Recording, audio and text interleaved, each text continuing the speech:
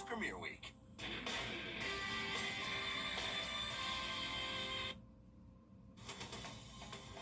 Live from Augusta, you're watching News 1226 at 11. Good evening, everybody. On the list of counties debating, discussing, and making the decision, do data centers fit into far from over in McCormick County? Ethan, thank you. Let's go outside, taking a look at our parking lot and making sure everybody parked within the lines tonight. But if we talk about the weather, Emily, it's quite pleasant. It is. We had a really nice day today. Temperatures were still in the 90s, but we felt like the 90s. And that has been a while since we've been able to say that, not feeling like the triple digits. That's going to be the story again tomorrow. Very similar to today.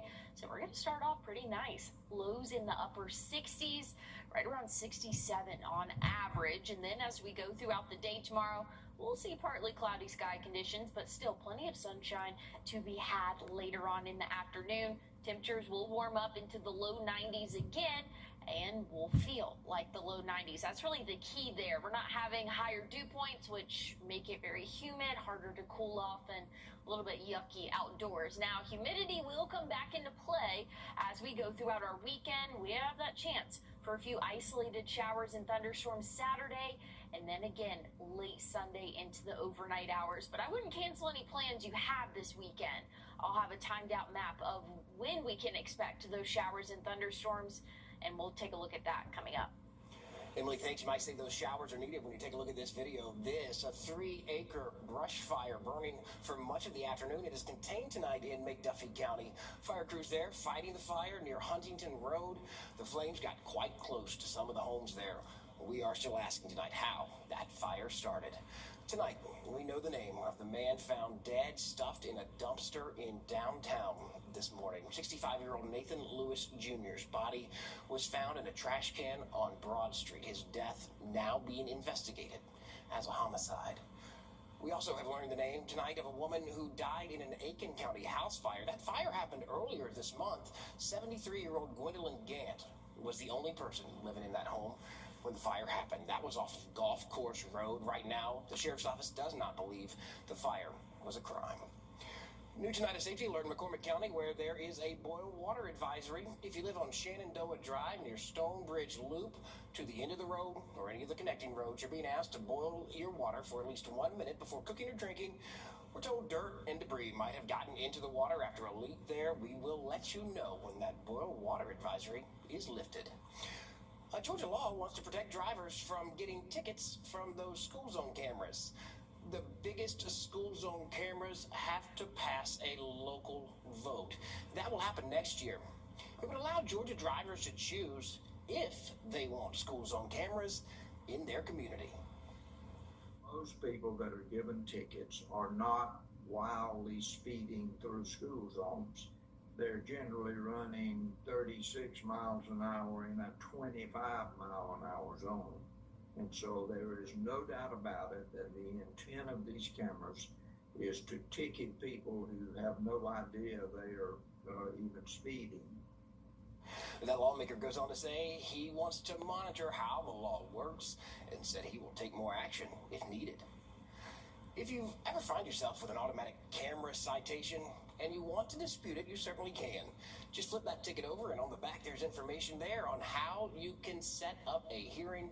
Something interesting to note here, unlike other states, Georgia, you could be on the hook for someone else driving your car because the ticket is linked to the license plate.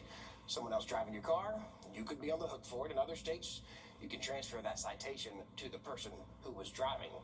Not in Georgia.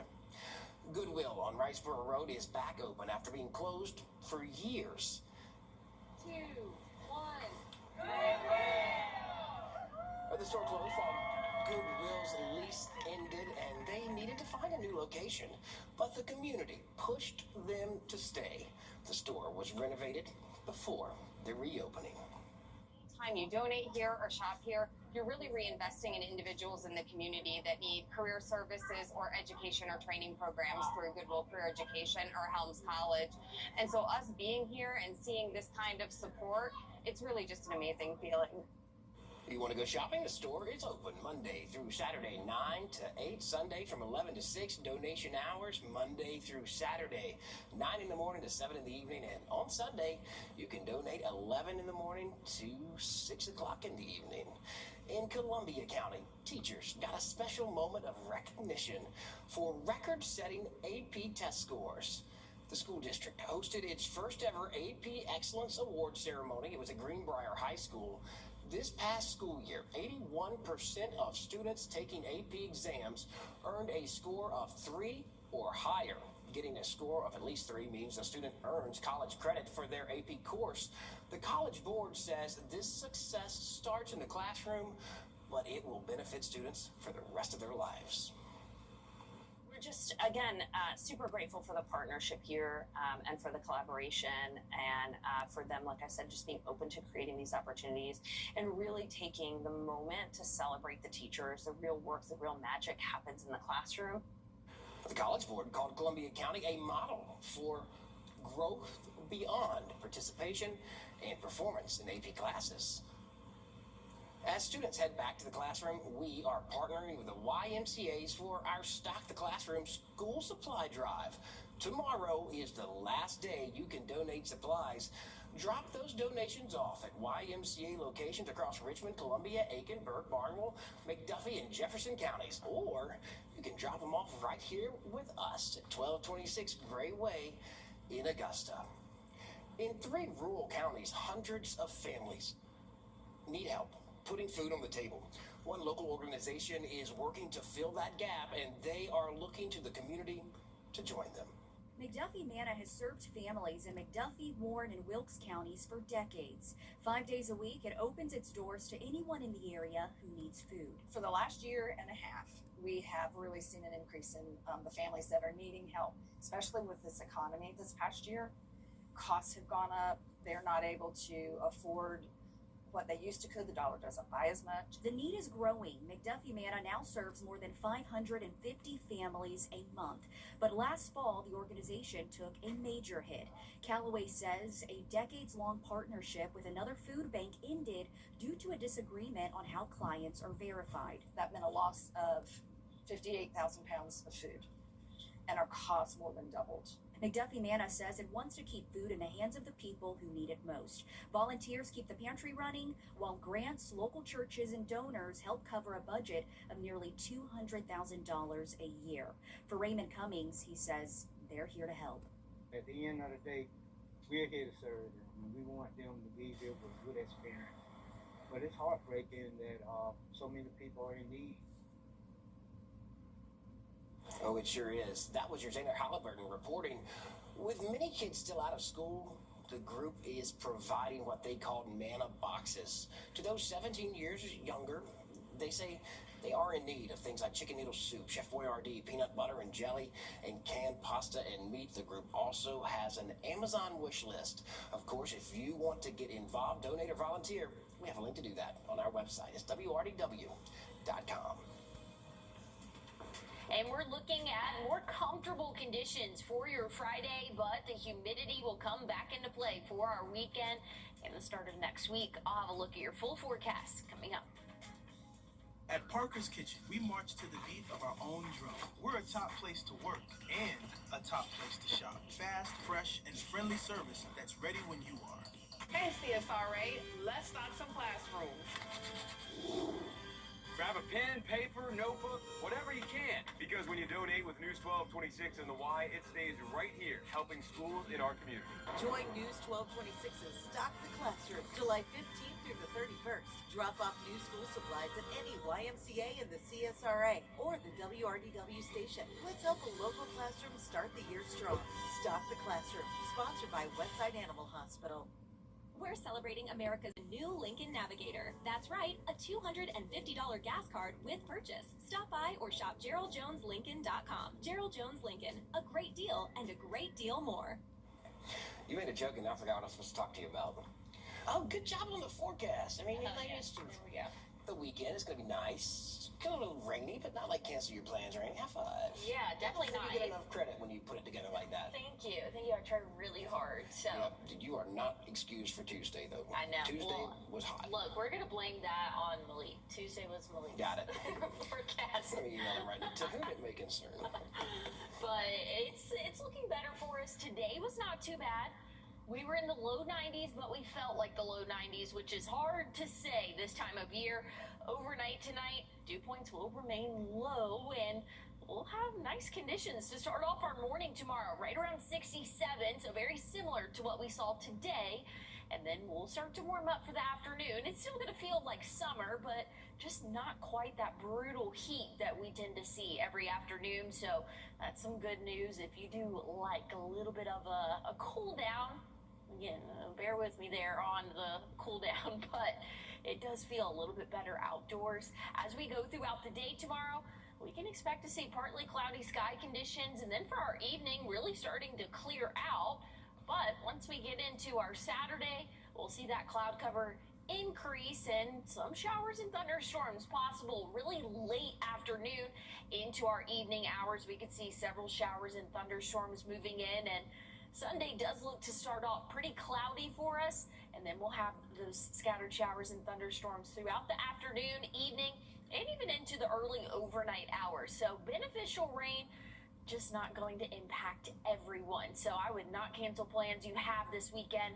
Just know there is going to be that chance for rain. So have the First Alert weather app downloaded. It might be pouring rain, thunderstorming the neighborhood next to yours, and you are completely dry. So that's just kind of going to be the name of the game for your Saturday and Sunday. Once we get into the work week next week, we're still keeping rain chances around, just not as widespread as those chances are when we get into our Sunday. But we're doing okay. This is the latest drought monitor. Came out this morning. Not looking too bad. We're seeing abnormally dry. Some portions not even under drought conditions right now, but we're still dealing with that severe and extreme drought for some of our most southern counties. So any rain would be beneficial for us, and it's going to cool us off a little bit. For our highs, we'll see highs in the upper 80s Sunday and Monday. We'll keep rain chances in our forecast for Tuesday, and then we'll start to warm back up into those low 90s by the middle of next week. I don't know if I'm more excited about the 67 tomorrow morning or highs in the 80s. I'm not upset with the rain, Brett. Both hands up for that 67. We're excited for it. Let's get you up on headlines from across South Carolina and Georgia. Nearly 180,000 heated blankets are being recalled because they could catch on fire. Octorot brand items are being recalled. The electrical cord can detach and burn you, shock you, or light you up. The Commerce Department says the U.S. economy was a mixed bag for the second quarter. Economic growth report finds that most children have a significant amount of caffeine in their diet. The CDC says nearly 2/3 of kids 2 to 19 years old are consuming caffeine. The top sources including soda, sweet bakery products, tea and coffee, flavored milk and candy. Experts recommend teens avoid caffeine because, well, it can be addictive. One of the things parents can be asking for of the food companies is, hey, label this stuff so I know how much caffeine is in the food. Asking NIH for research on this, and maybe think twice about giving melatonin in the evening to your kid. Well, speaking of melatonin, a study found that teens who sleep less than 6 hours a day are more likely to have a high diet of caffeine with high caffeine amounts. Here comes sports. The Green Jackets bouncing back from a Wednesday night loss. Well, looking at your what to wear forecast for tomorrow, it's going to be another hot afternoon. I'll have a look at what we can expect for your weekend coming up.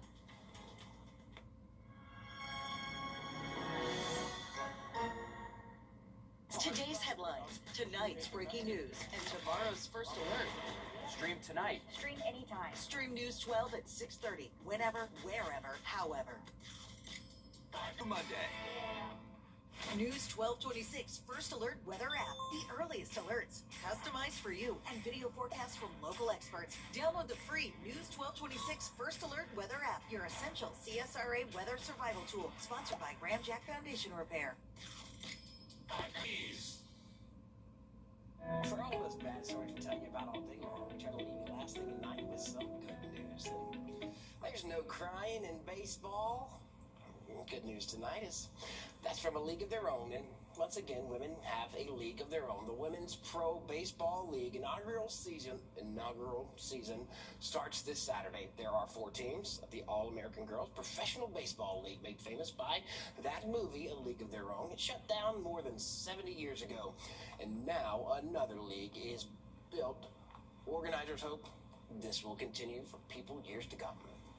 These are elite athletes, and they're hitting the ball hard and they're throwing fast, and just create that kind of energy that we know that our players have a lot of passion, and I know our fans are gonna feel it. You know, being able to look to my right and to my left and be able to see myself in them is a dream come true, and to be able to be ourselves out there.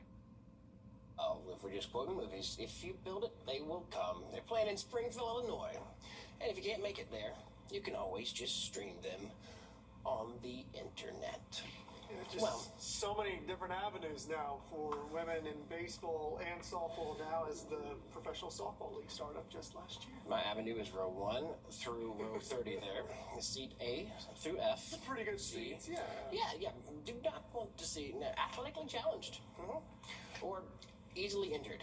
We're not going to put you out there at shortstop? If once. Enjoy the eulogy. I did softball until I was about 6, and then it was like, it's time to go. Yeah, don't ask me to go out there. My do sports, I'm not good at baseball or softball. Yeah, we are put here to smile, y'all. That's right. We read, we talk, we report, and we smile. There you go. That's it. Well, hey, let me tell you about the weather one more time before we go. We are looking at a pretty decent forecast. Tomorrow, still in the mid-90s, but we have a nice start to the morning. Right around 67 degrees, and we'll have low humidity, so it's going to feel comfortable as we go throughout our Friday. Once we get into our weekend, we can expect to see those rain chances increase, but I would not cancel any plans. Just know there is going to be that chance in the later afternoon hours for a few showers and thunderstorms. Y'all heard her, you youngins, staying up past your bedtime. She said 6-7. Let your windows down. Sleep good tonight. We'll see you tomorrow. The morning show starts at 4:30 a.m. See you there. I have moderate to severe plaque. Thing on my skin means everything. Ask your doctor about Skyrizi. Hey, CSRA, let's stock some classrooms. Grab a pen, paper, notebook, whatever you can. Because when you donate with News 1226 and the Y, it stays right here, helping schools in our community. Join News 1226's Stock the Classroom, July 15th through the 31st. Drop off new school supplies at any YMCA in the CSRA or the WRDW station. Let's help a local classroom start the year strong. Stock the Classroom, sponsored by Westside Animal Hospital.